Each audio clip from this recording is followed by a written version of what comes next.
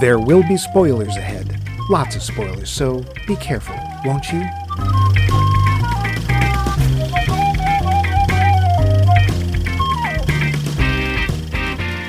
Goodbye, goodbye, Miss American Pie. I drove my Chevrolet to the Levrolet, but the Levrolet was dry, and there were good old boys drinking whiskey and rye, singing, "This will be the day that I die. Oh yes, this will be the day that I die."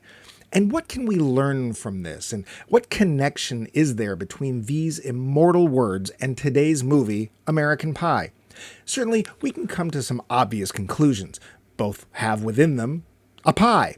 Both indeed have music, but it's the hidden meanings in both that hold deepest allure.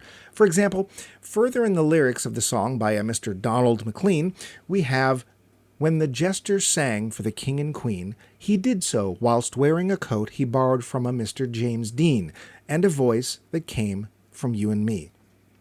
Mr. McLean was asking a musical question, wasn't he?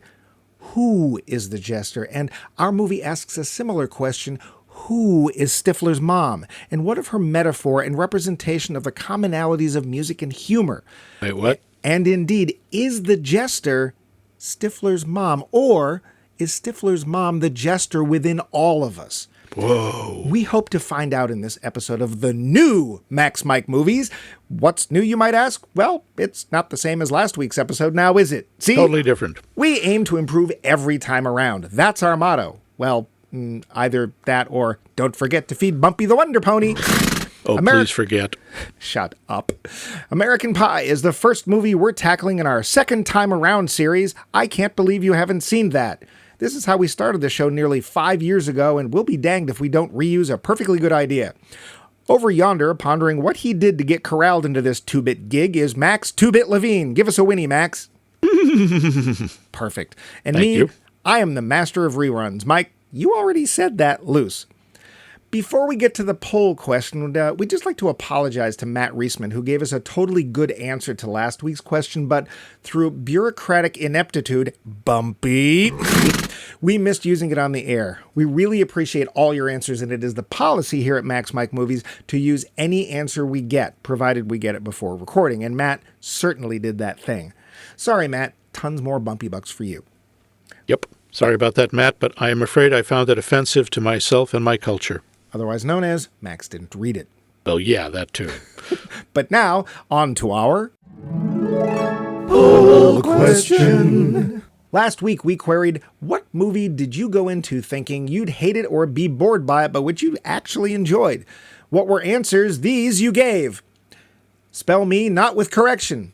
Steve Kellner was first with, quote, "The live-action Beauty and the Beast. I fully expected to be just repetitive, and instead they filled in backstory, improved the characters and their relationship, and even added a heartbreaking scene and song or two. Also, I have to admit that I was worried about Star Trek II: The Wrath of Khan after the incredible stack of boredom that was Star Trek: The Motionless Picture. Oh, yeah. But the trailer convinced me, correctly, that it was going to be a very different kettle of fish," end quote. Well, there's a vote for live-action Disney. Thanks, Steve. Probably the only one we've ever had. Probably. Adam Mark, essayist extraordinaire, wrote, quote, "Ocean's 12, 2004. Really? I had not minded Ocean's 11, 2001, but thought it was mediocre writing and relied on, oh my god, so many stars, as opposed to a compelling story. I anticipated the same with Ocean's 12 and only went because it was with a group of friends. I was greatly surprised. The film seizes cleverly on Julia Roberts' character posing as Julia Roberts to gain access, through her celebrity, to the loot they seek to steal. They come with the ideas at the beginning, and the viewer is like, never gonna work, until it kinda does. They have to go in further and further on the lie, despite Bruce Willis playing himself entering the picture. It's so genuinely fun, madcap, they own it, and I loved it. I was laughing so hard at the theater, I got shushed," end quote. Well, we will never shush you. Thanks, Adam. Huh. Now I'm kind of want to see that one. You didn't see it? I did not see Ocean's 12. Really? Oh! He's played right into my plot! Curses! You heard it first. Max hasn't seen it. All right. Angelo Patsalis posted, quote, "The last Top Gun movie," end quote. Well, glad you liked it. Thanks, Angelo. George Saulnier offered, quote, "Stewart saves his family. Surprisingly poignant," end quote. Yeah, it is actually. That's a good choice. Cool. Thanks, George. Tyler Stewart, longtime listener, first-time caller, sent, quote, Fanny and Alexander. It was my first Ingmar Bergman film, and my parents dragged us kids to go see it. I was 15, 16, and my sister was 13. Yeah. It helped that the first act took place on Christmas Eve in a Swedish upper-middle-class household in the early 1900s. This was fascinating to me. Bergman meant it to be his last film, and it is semi-autobiographical. There's a lot of emotion packed into it. It deserved the Oscar it won, Best Foreign Film, but I wouldn't have gone to see it on my own. Not at 15 anyways, end quote. Yeah. Kind of makes me want to see it. Thanks, Tyler. Nick Hoffman was last on Facebook with, quote, Tombstone. The word from the critics was brutal, and the entire production has been a mess with scandals and director replacement. The only reason we went to see it that night was because the movie we had gone to see was sold out, so we said, F it. Loved it. Val Kilmer as Doc Holliday was just brilliant, end quote. I agree. That is one of Kilmer's best performances. He is our Huckleberry. Where is Wyatt? He's down by he's down by the creek. Walking on water. From the land of the midnight cheese, Vince, our walrus-riding penguin wrangler, sent us a message via our website. And let me tell you how hard it is to say riding penguin wrangler. See, I couldn't even say it again. Couldn't even do it again. Vince wrote, quote, I think Mike knows this story, but I ran a video store on Newbury Street in Boston after we worked together.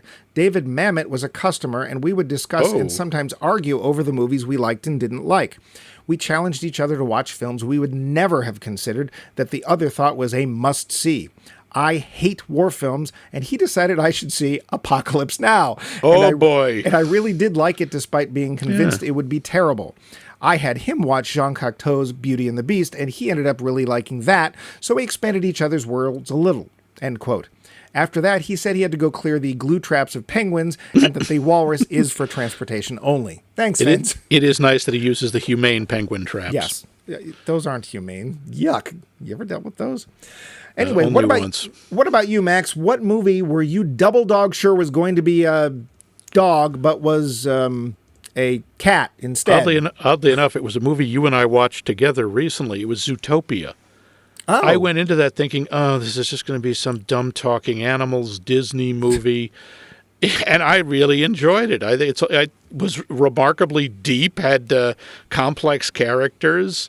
I mean, I expected the animation to be good, but it was so much better than I thought it was going to be. Yeah. What about you?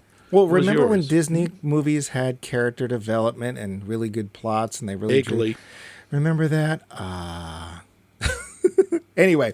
What about you? What was yours? Your surprise movie enjoyment? My surprise, and I bring this one up a lot, like last night's dinner, is Hudson Hawk. I don't like Bruce Willis generally as an actor. I really didn't want to see the film. It was our mutual friend Libby who said, let's go see this, and we had nothing else to do. And I was like, okay. And I really like Hudson Hawk for no discernible or really defendable reason. Mm-hmm. But another one was actually Terminator. When I went to go see Terminator, the first 10 minutes of the film has some special effects that are tad dated, not so special. And I was just like, oh man, I should leave. This looks terrible. But my friends had driven, so I couldn't go without them. And of course, Terminator ended up being an excellent film. So those are probably my two. Yeah. Cool. Well, that's all well and good, but we got a show to run here, and we can't run it without answers. So do tell, what movie best represents you? If we had to learn what it is to be you, and you could only use one movie to tell us, what would that movie be? Let us know, and we'll quote you on the show. Science crazed. Unfortunately, factually accurate. Don't look it up, everyone. Don't look up Science Crazed. But let us know, and we'll quote you on the show. Hey, Yikes. A rhyme. How'd that get in here? Especially when we have to move on to the facts. Budget.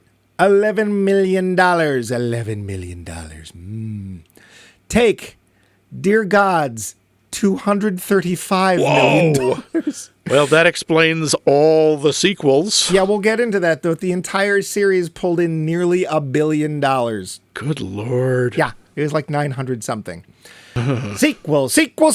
This movie might have more sequels than any other than Star Wars and The Fast and the Furious. There were 4 theatrical films and 5 straight-to-video releases, and Eugene Levy is in all but one of them. This script was submitted to various studios looking for a home. Its catchier original title must be what sold it. American Pie was originally titled Untitled Teenage Sex Comedy That Can Be Made for Under $10 Million, which studio readers will likely hate, but I think you will love. That would have been a little hard to fit on the marquee. I know, but I kind of wish it had stayed that way. Kind of been good. It's sort of up. I think it might have passed The Incredibly Strange Creatures That Stopped Living and Became Mixed Up Zombies. Or How to Succeed in Business Without Really Trying. Or It's a Mad World. Yeah. World. What's the difference between R and NC-17 anyway? Well, one of the biggest ones is the number of times one can thrust oneself into a pie. 4 is too many. 2 is just right. What? No joke. Also, terms like man chowder are simply too out there for randy teens, or so the MPAA says. Okay. Yeah. So we had to use, I think it was... chowder. Yeah, man chowder. By the way, those were just egg whites. Don't worry about it. Okay. Sean William Scott's first screen role was for Stiffler in this movie, and for that he made, wait for it, $8,000. Whee! He didn't get any points for it? Or? That I didn't see, but it was like... I'm guessing not. If that was his first movie, he didn't get any percentage. Not. That'd be unlikely. Sometimes you just have to do it yourself. Jason Biggs' sex stunt double just couldn't cut the mustard, though why you would want to do such a thing remains a mystery. Burn. Yeah, and it doesn't slice. He had a long scar on his stomach that Jason did not have, so Biggs had to do his sex scenes himself. Poor guy. Stifler's mom was Stifler's mom was only 14 years older than the actor who played her son, which is a whole other kink, or is it?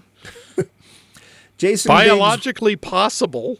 Yes, it is. It's just, yeah. Jason Biggs was really, really worried about filming that scene. That one. So much so that he called his agent in a panic, asking if he wasn't about to torpedo a blossoming career.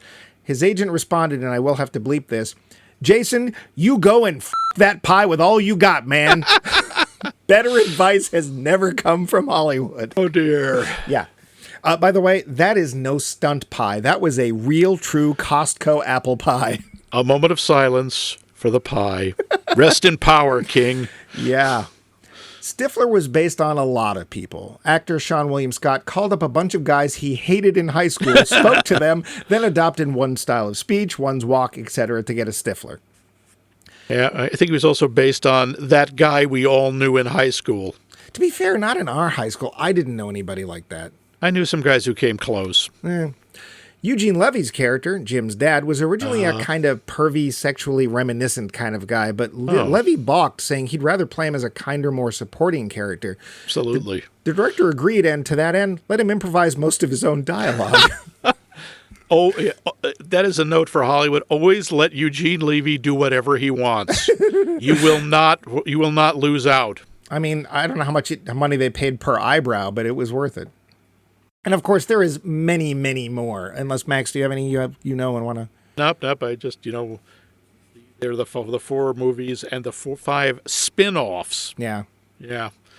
American Strudel, American Pop-Tart. One thing I would like to point out, I guess this counts. I know no one in this movie is in high school, but at least they're kind of close. I looked up the ages of a bunch of the people. Yeah. Most of them are 20 or 21, with a couple of notable exceptions. Sean Leonard Patrick Harris, Leonard Sean, whatever his name is. Sean William Scott. That's the guy. He was, I believe, 24. So is Tara Reid.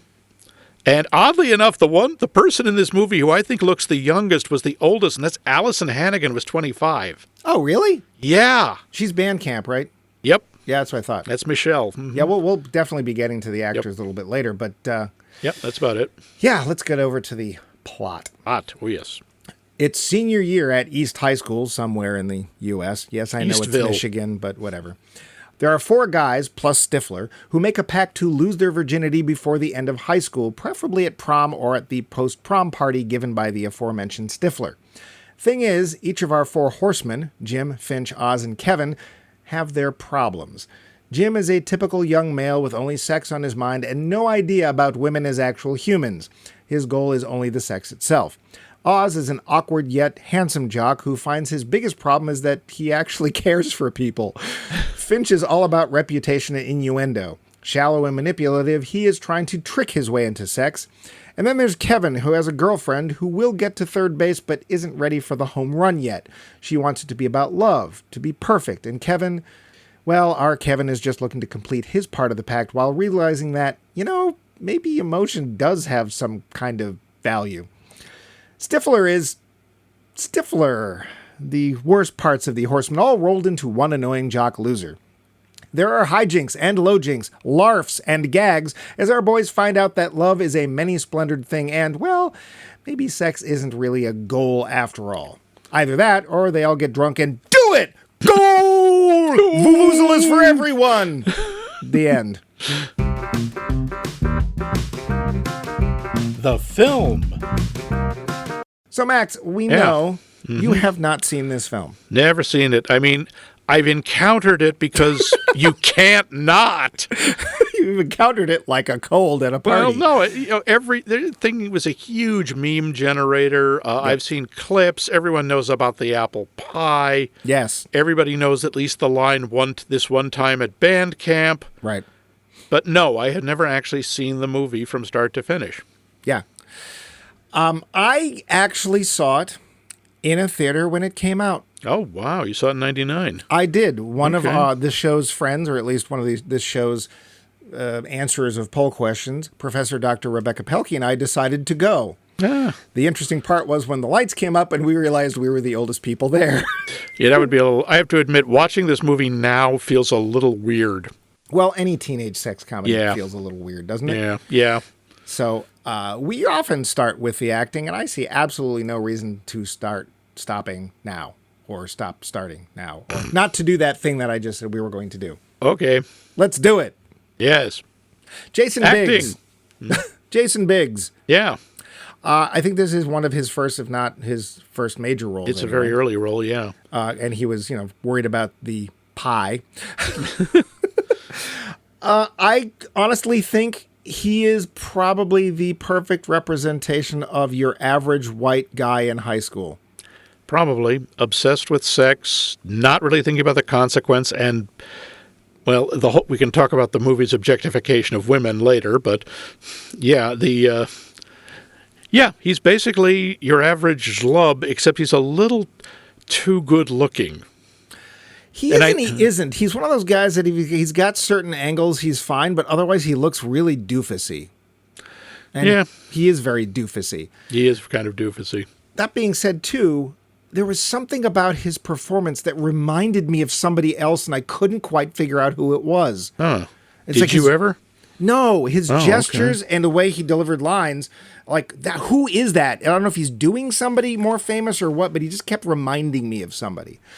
But honestly, he's fine. Chris Klein, who played Oz, that is the most feeling, sensitive, nice jock I've ever seen. I mean, he is like the big lug of big lugs, right? Mm-hmm. I mean, he's good looking, he's athletic, but he's got that kind of innocent dumbness to him that makes you want to just sort of tap him on the chin and go, "Oh, you big lug." Yeah. He's very nice. He is. He's probably honestly the least reprehensible of the group. Well, and we're going to get to that too, because this, to me anyway, this film is not what it seems. It's partially what it seems, but it is and it isn't. Yeah. Then we have Thomas Ian Nicholas as Kevin, who I recognize from nothing else, I'm afraid. Yeah, I don't know him from anything. Except for this odd manner of wanting to smirk a lot, he's the most interesting because he seems to be... Well, I think because he's so on the fence of wanting to care and wanting to get laid, like he can't make up his mind, which quite honestly is probably pretty accurate. Yeah, considering he's a teenage boy, he is dealing with the idea of sex as both, just and as an emotional connection. Yeah. I'm going to skip over one real quick. Shannon Elizabeth as Nadia. Okay, let's face it. Why is she here? Well, there are two very good reasons. She's there to be naked. Yeah. She's there because she was supposed to be like the new bombshell of Hollywood. Yeah. And she's had a long career, but she never really took off. She says that initially when she was asked to do the nude scene, she was a little nervous, but since then is glad she did it because she thinks that her career actually launched because of doing those scenes. I think that's true. That's sad. It is very sad because the character has very little to do. The one thing I will appreciate about her character is in the relationship, if you want to call it that, between her and Jim. She is definitely in control. She's the alpha. It's a strange setup. I know this is jumping into the actual story, but that's fine. She comes. The whole thing is she is the beautiful exchange student from. I think they say she's a Czech exchange student. Yeah. And she seems to like Jim. She wants to come over to his house to study, and she says she has to change. Jim sets up a webcam, which is horrible.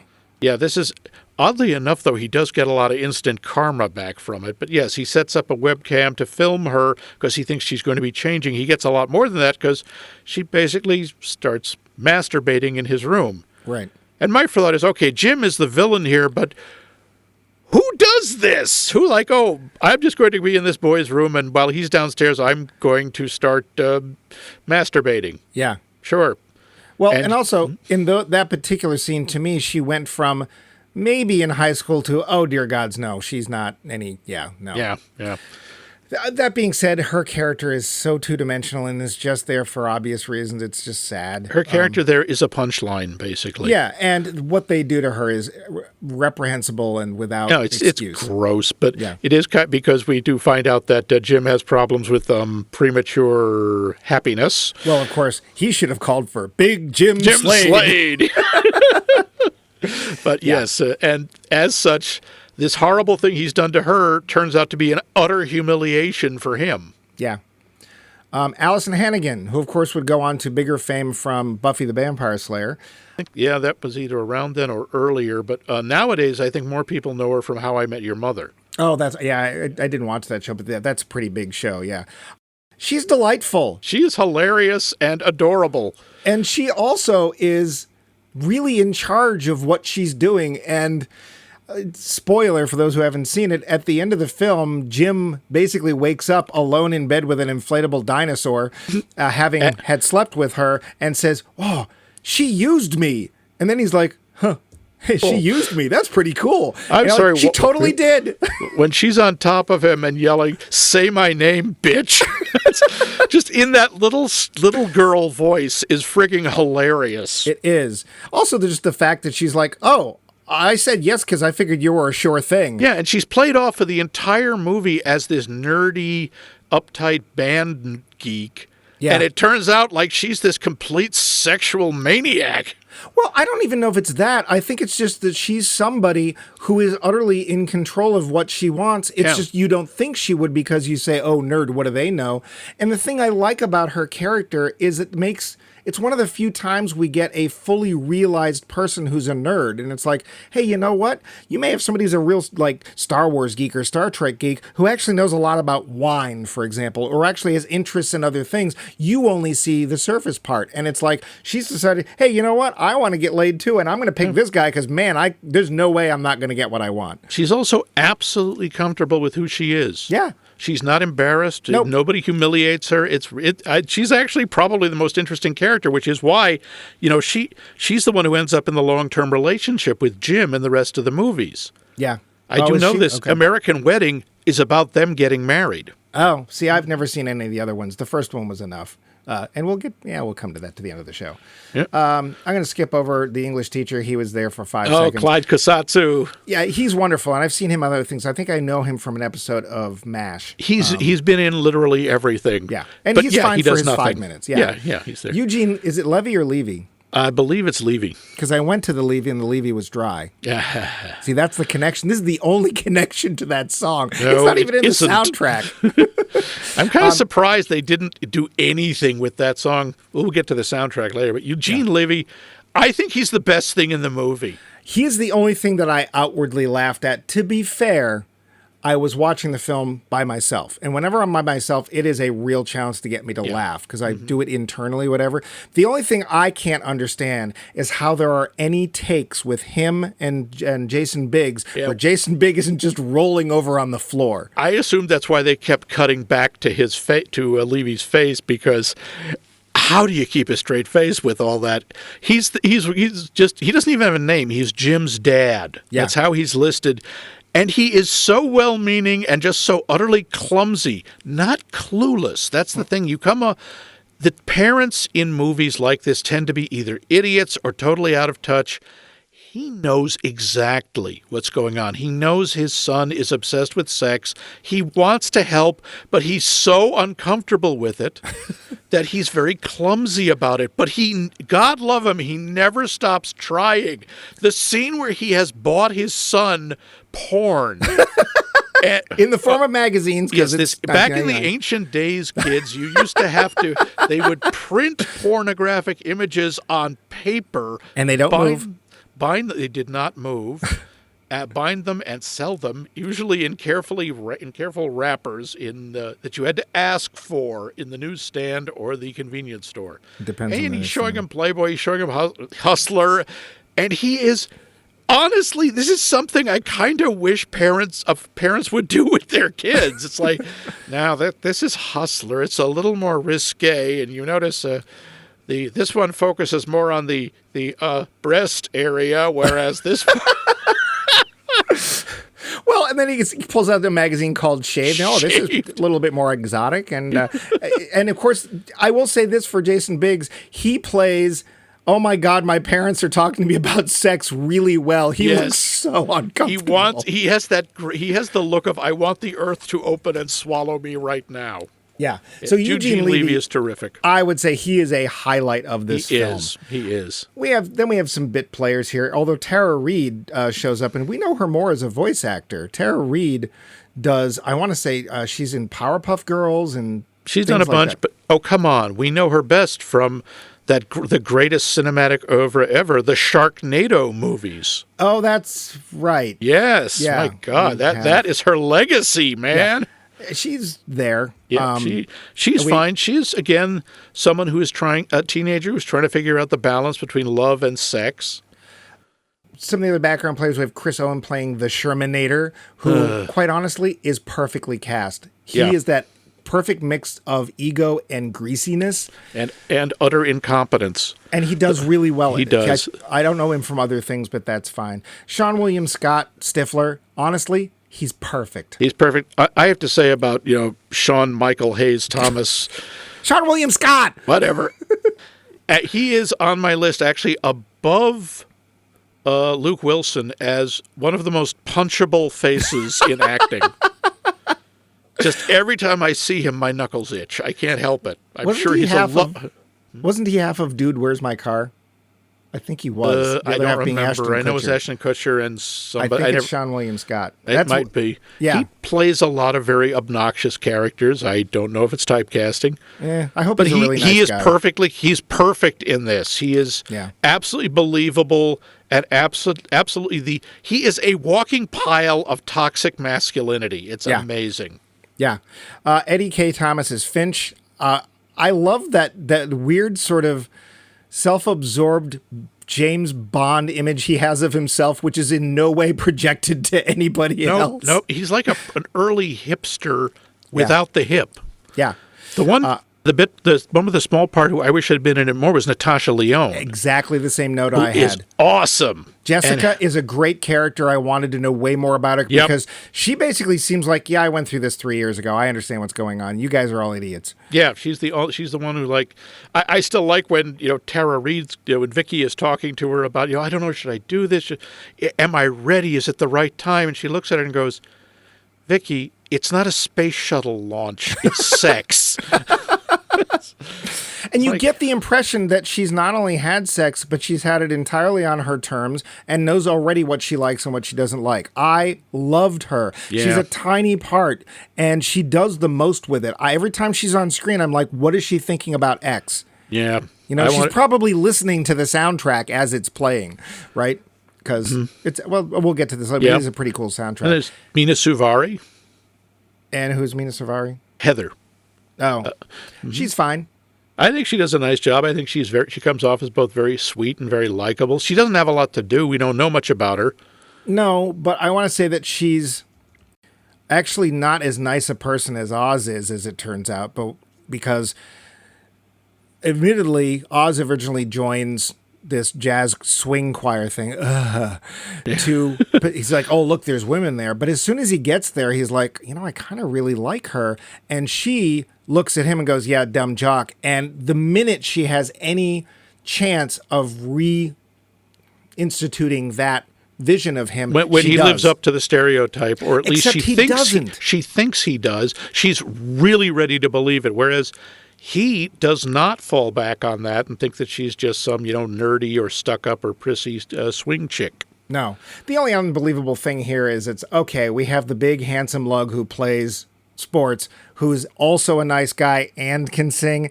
Okay. There are people like that, such as my nemesis, Kevin Kline, and they must be destroyed. I heard in high school he was just one big walking zit. I actually knew someone who went to high school with him. Oh, well, I tried. I appreciate it, but apparently he was really nice and really popular and not a jerk at all, and he must die! And then lastly, Jennifer Coolidge as Stiffler's mom. Stiffler's mom. A character who is more legendary than she actually has presence on screen. Yeah, she's on screen for, what, 4 minutes, maybe? If that, and half of that time, she's off screen talking. And I like her. You know what? She's obviously had a bad marriage because she's won all this stuff in the divorce proceedings, which we hear about. And she's at the cottage hiding out, and there's a sign on the door that says "Don't enter." And of course, who enters but Finch? And Finch is wearing basically a really old style Sean Connery era James Bond tux, white jacket, black pants, the whole thing. And he comes in and he's got his drink and he doesn't know why the sign's there. He just wants to be alone because he's boo-hoo struck out. And there's Stiffler's mom, who basically has to act as really unwilling chaperone. And he walks in and of course she looks at him like, yeah, whatever. And then this really fun scene just sort of blossoms between them, and I totally bought it.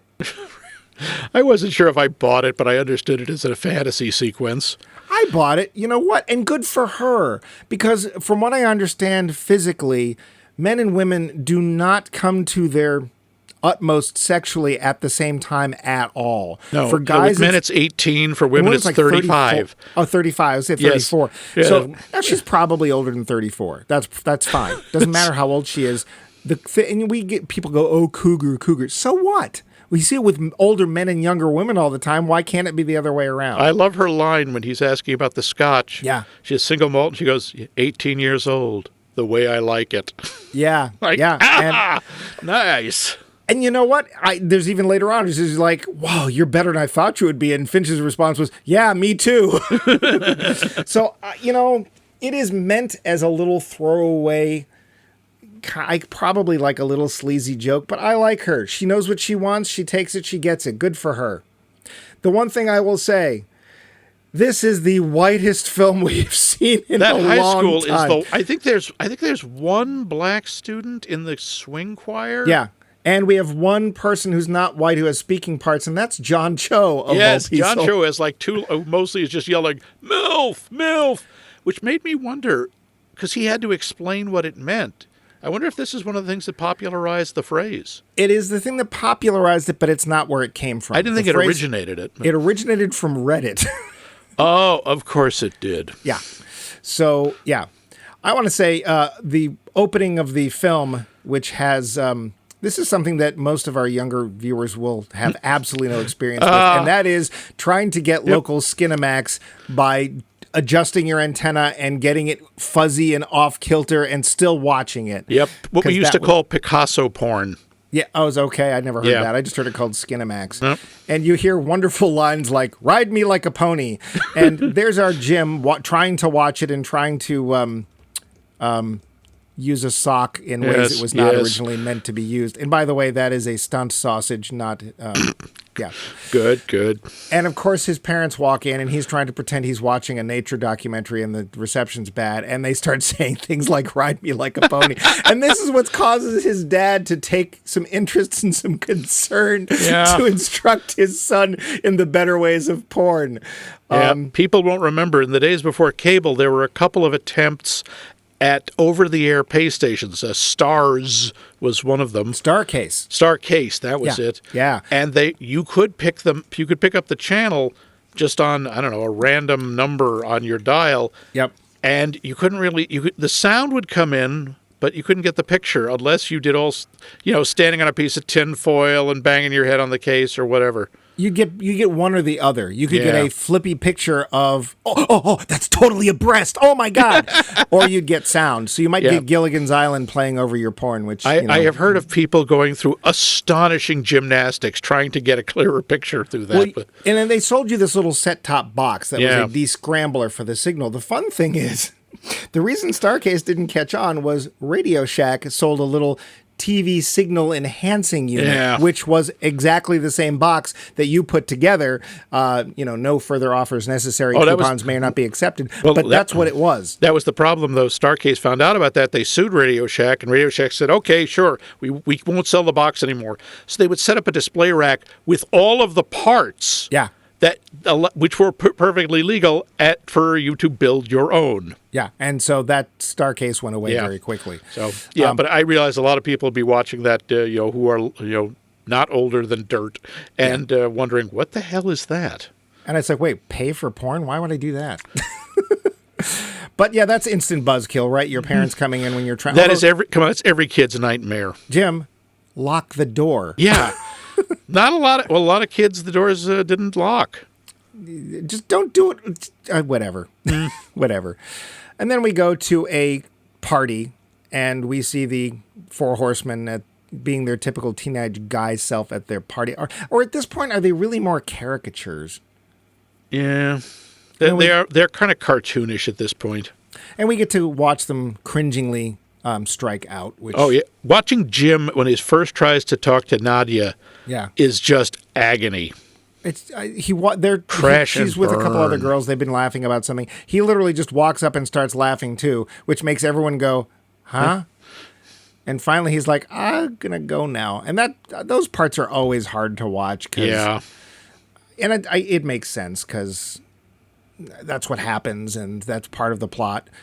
The idea, of course, isn't for most of these teen sex comedies. And I have to wonder if this particular film isn't what gave the inspiration to come up with another teenage sex comedy. Of course it was. This was one of them. This was a very influential film. Yeah. This shaped teenage sex comedies for the next 20 years. Well, and the funny thing is it was hardly like the first even of its era. There were tons of them. No, but this one, well, we can talk about that if we're done with the actors. But I think we're done with the actors. So why don't we we start off and it's four guys trying to get laid, but that's a plot. I mean, this goes back to this has been done cavemen.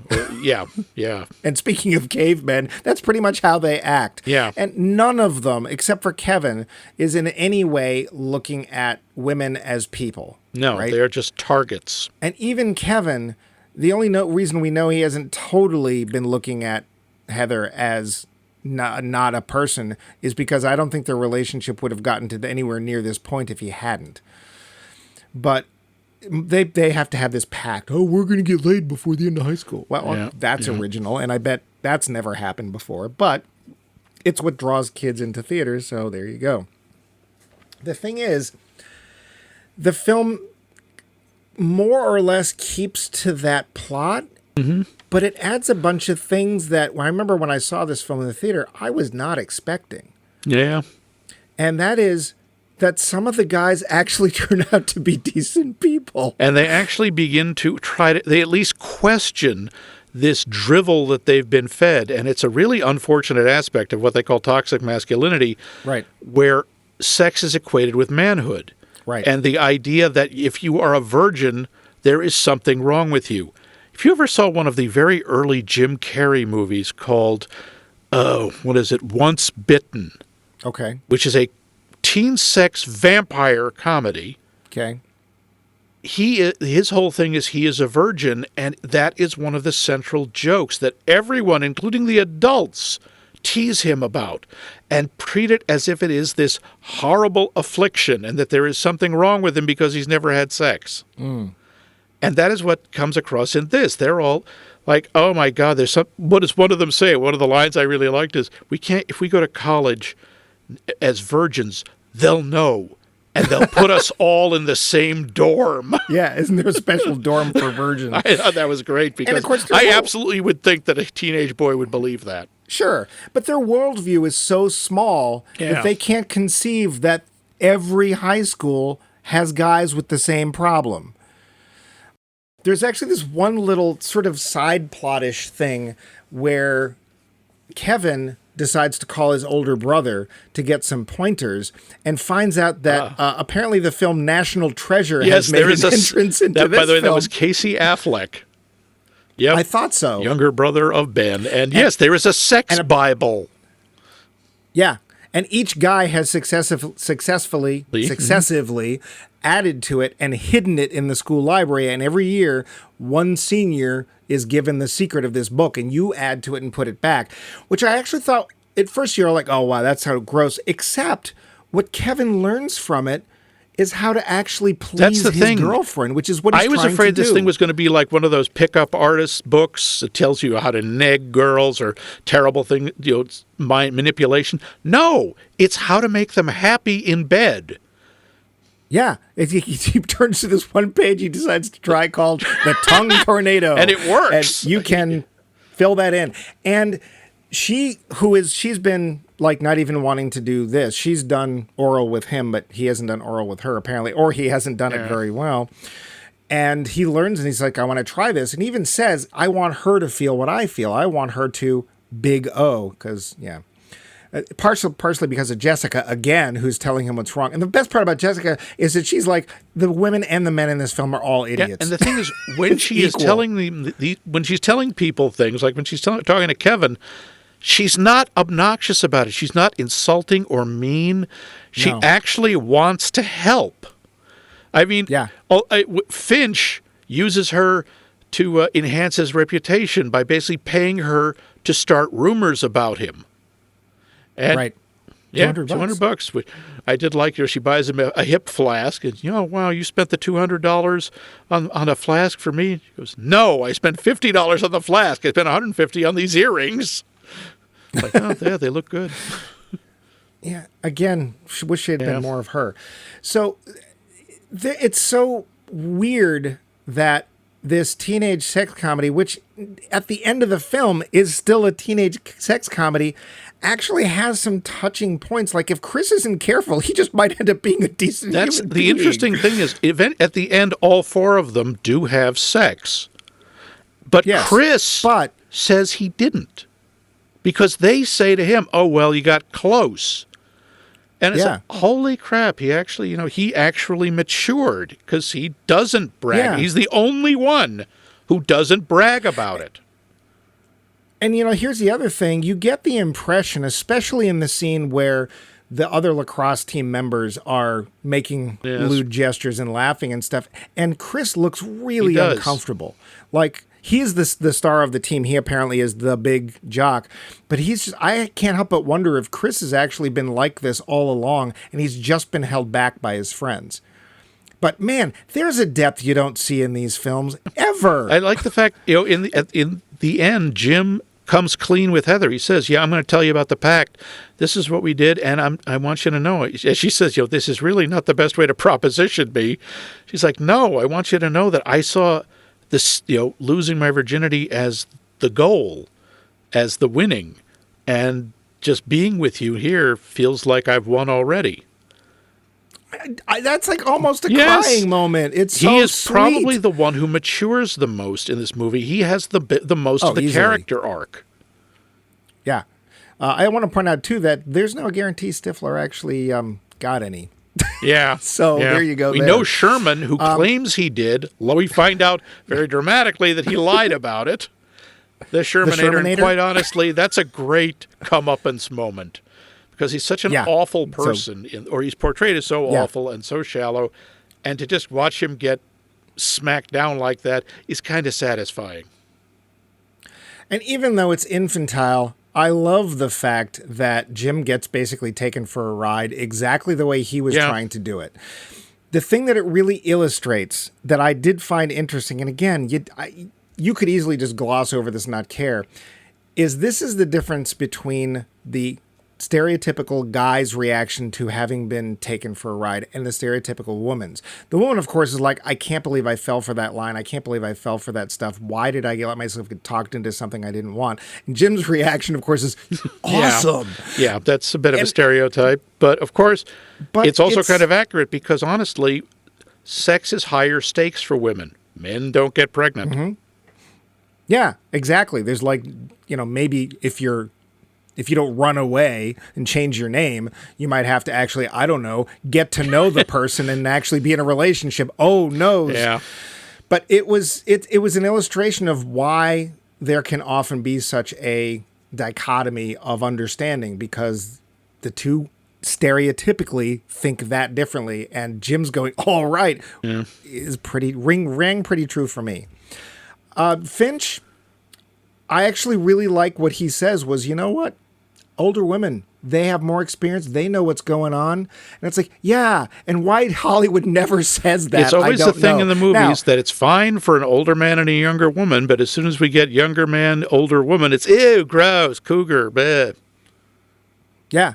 So there's at least one positive statement in this film. Now, of course, the way it's stated isn't going to change anybody's mind, or it's only about the sex. He's not even talking about her as a person. So there is that.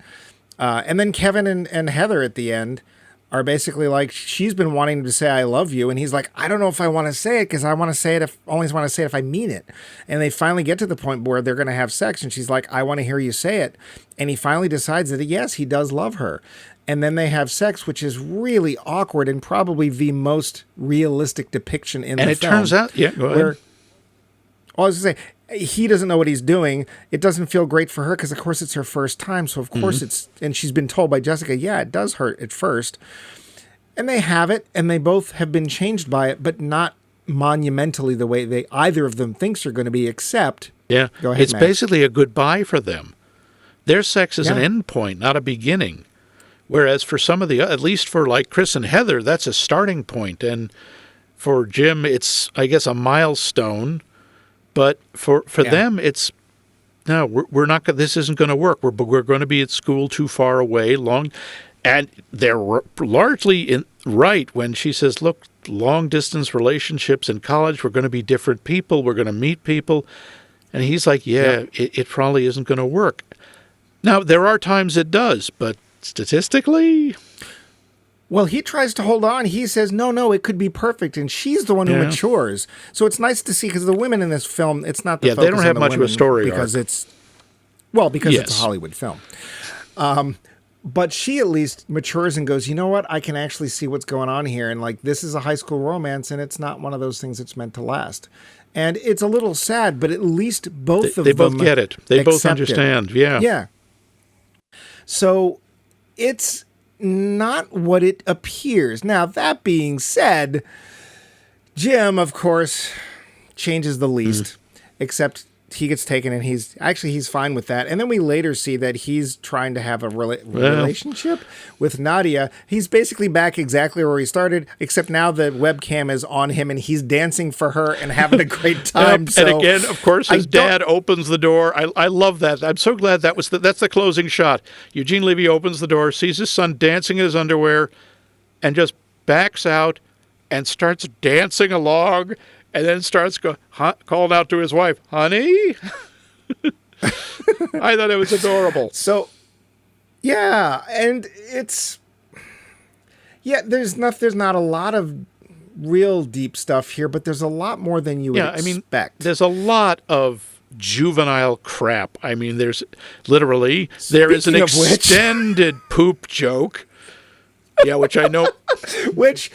I was sitting there going, okay, it's a poop joke, yeah, whatever, and I'm not laughing. But I gotta say, Eddie K. Thomas's gyrations in the stall are hilarious. The physical comedy he does is actually pretty funny.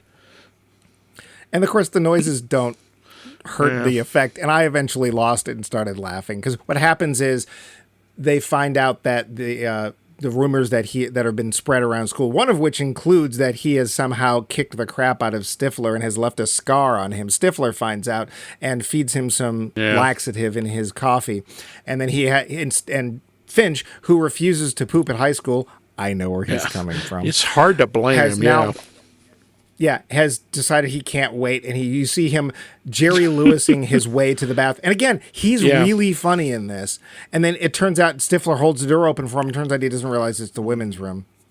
And he's all tucked up in there because 3 women come in, and he's like, oh, no, I can't poop while there's women here. And then he's just making these gyrations, and finally these horrible Taco Bell-induced sounds start coming out of him. And it is very childish, and it is very just ridiculous, and I still laughed. So, because it is like, I got to ask a real, this isn't a serious question or anything, but Max, but did you, the big party where the high school party at Stiffler's the first place one or the second one? Okay. The first one, because the second one's the prom big one, prom party. Well, either, because they're kind of both the same. Did you ever go to a high school party like that? No, well, hang on. No. I went to a cast party like that. Ah! But cast parties are different. You all, I think, really? Because you all have at least one thing that you know you can talk about. All right, so we went to the same high school, and we had drama in the same place with not the exact same people, but the same atmosphere. I got to say, I went to one cast party, and it was exactly like that. There were drunk teenagers draped Well, there was that. everywhere. Okay, yes. And I'm willing to bet that there were a number hookups? of yes, or scores. I suppose considering the size of our high school, we went. I did go to a couple of parties that were like a very scaled down version of that. Yeah, but yeah, and we did not go to a regular public high school. And now that does not mean, as much as we might want to deny it, that we were somehow more mature or worldly or something. The other thing, too, is that when we were kids, the drinking age was not federal. It was state level. And our state, it was 18. So it was possible for you to get drunk. It's a lot easier to get booze. And it was legal. I mean, as I've said in this show before, the first time I got drunk was at the home of my chemistry teacher. And no, nothing was going on except he was offering us rum and Coke and allowing us to watch this thing called MTV. But I just was like, a lot of times you see these parties or these depictions in these teen sex films like, it was never like that. And it's like, it kind of was. Yeah, can we talk about the soundtrack a little? Let's, because you know what? It's a great soundtrack. It is the essence of turn of the century, basically. It's 1999 hard. Yeah. The one thing I have to say, a tad obvious, is when Finch and Stiffler's mom are hooking up. Oh, yeah. What is the song they're playing? Mrs. Robinson. Yeah, come on. That's low-hanging fruit. That's just too easy. It's fine. Hey, they didn't play American Pie, the song, for whatever reasons. I didn't see anything in trivia about that, but whatever. I really liked, there was a couple of Bare Naked Ladies songs in there. Yep. There was a I Walk Harvey Alone. Danger song in there. Oh, yeah. There was the, who was it, the Ventures, they were in there. Yeah. It's very much a soundtrack of that time. But it's fun. And well, we'll get to the wrap-up of whether the movie was fun or not. It's also very non-intrusive. The music is played fairly quietly in the back, and the only really cheesy songs are supposed to be cheesy, like The Prom, that horrible band is playing Midnight at the Oasis. Well, apparently they picked that particular theme because it was the lamest one they could think of. It was pretty lame. And the swing choir, good Lord. Yeah. The songs they're picking, Well, and of course they whiten them as much as they possibly can. Yes. Which is, that's apparently a thing. So still. But we should probably get to that point where we decide, because this is a teen sex comedy. How good could it be? And Max didn't see it. The finish. So Max. Yeah. You had never seen American Pie. Never seen it. Real quick question. Why didn't you see it? I don't know. I never really was a big fan of those sort of gross-out teen comedy movies. I saw a couple here and there, but they didn't appeal. Okay. So you figured this one must I figured it was appeal just another very one. much like the other ones. Well, appeal. also, when it came out, I wasn't a teenager. I felt I was kind of too old for that kind of movie. Yeah, it did feel kind of weird. Yeah, it felt especially weird now. Because I would have been 34. Yeah. Yeah. Oops, I gave it away. But I forced you to see it as part of this series, the way we started this whole show in the first place. What did you think? I think I would have loved it as a teenager or even as a college student. I still think it's very well done. It is gross out. There's some really problematic stuff in it, especially with the webcam sequence. Yes, that sequence. And just the general way the women are treated as targets for most of it. But it has a surprising amount of depth. Also, one of the things that really struck me, this movie is incredibly well edited. The scenes don't go on that long.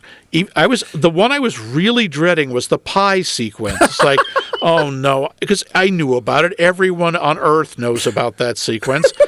And it's done really quickly, and that made it a lot funnier. And when they're standing there, when he and his dad are sitting there over the ruined remains of the pie, I just laughed out loud at that. And he's just, well, we'll tell your mother we ate it, the whole thing. And his dad is so supportive. Yes, he's trying. What was his name? The guy from the guy who played the father in Back to the Future, Crispin Glover. Yeah. In that Crispin Glover short sleeve dress shirt with a tie wearing way, he's really trying to be supportive. He really is. And he's not trying to be he's not using teen lingo or trying to sound hip. No. He's trying to be there for his son. He's just so uncomfortable. I mean, absolutely believable. What other dad would be supportive when he came into the kitchen and found his son, I'm going to have to bleep this, f***ing a pie? Yeah, literally lying on, and I don't mean like holding it up. He's lying on top of it. He has mounted the pie in full missionary position. And I got to say, before we get to the part whether I liked it or not, that is a very iconic scene. Yeah. Just when he goes first, because he's heard somebody has told him that when you do third base, what does it feel like? It feels like warm apple pie. He comes home, his mother has made him an apple pie, and he for the last time, probably. He looks at the note, he's like, oh. And he gets this look. Apple pie, huh? Yep. And he starts sticking his fingers in it, which quite honestly, even though it's a pie, is pretty lewd. Yeah. And then he's like, I wonder if, and you're just like, oh, you're not. And then, they cut right to he's in mid-coitus. Yep. You can thrust twice, but anything more and it's NC-17. Yeah. So, had you seen this since you saw it the first time? No. So, I've not seen this film in 24 years. So, how did it hold up for you? Well, I saw the film in the theater. Again, I don't know what Becca and I were thinking when we went to see it. We were just sort of like, let's go.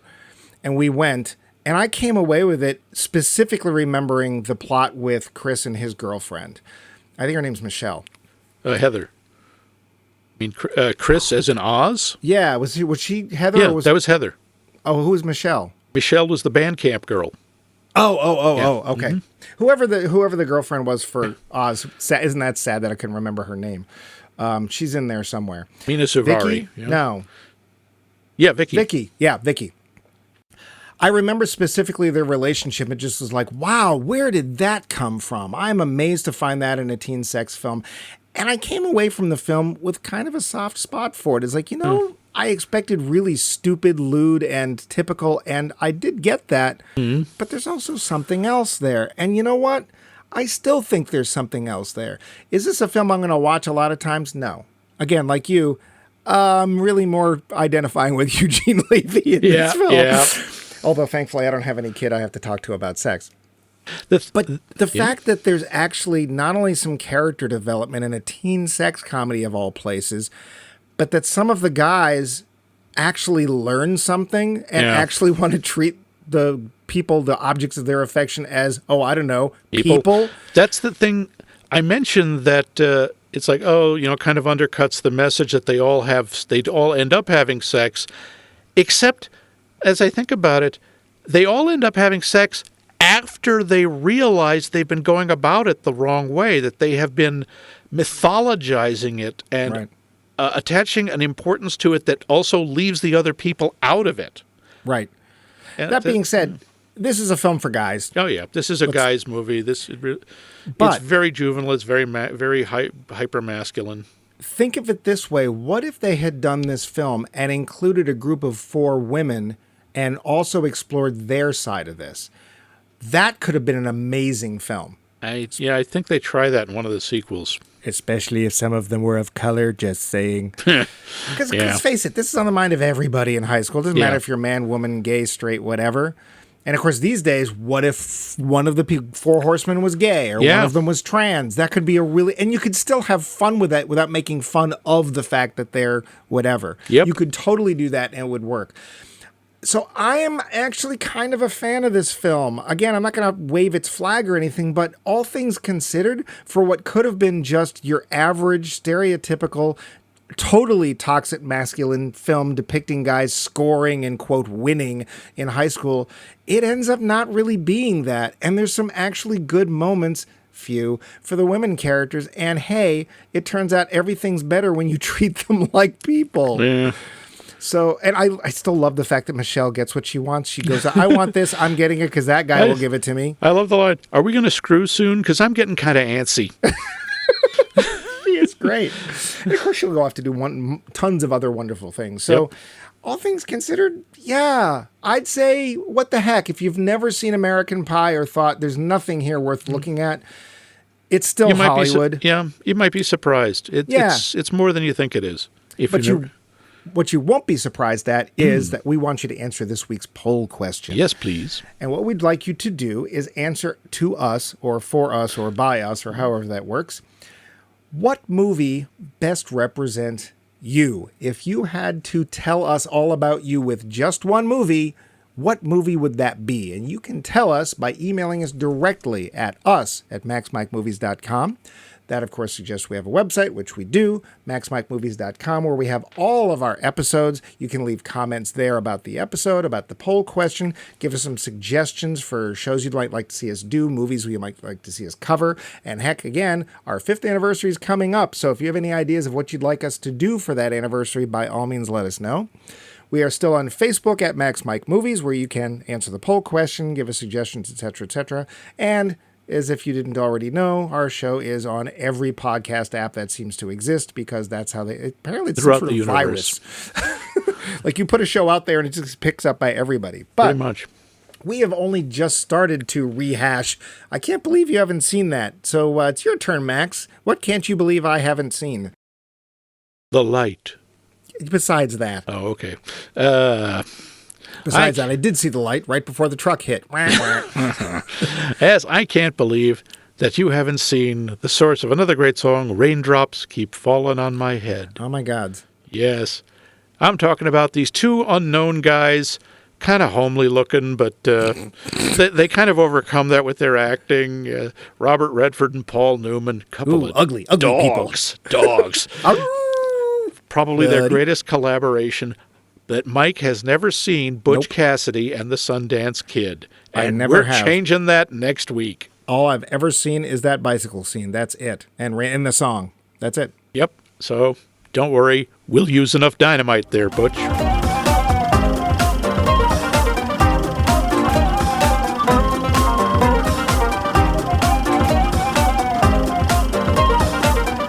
This has been a co-production of The Voice of Max and The Movie Wrench.